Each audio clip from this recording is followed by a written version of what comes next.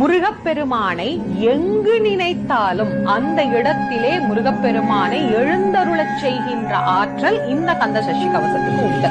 நீங்க எங்க கூப்பிட்டாலும் முருகன் வருவாருங்கிறதுக்கு அருணகிரிநாதரின் வாக்கே சாட்சி. எங்கே நினைப்பினும் அங்கே என் முன் வந்து எதிர் நிற்பனே அப்படின்னு முருகப்பெருமானை பற்றி அருணகிரியார் சொல்லி இருக்கிறார்.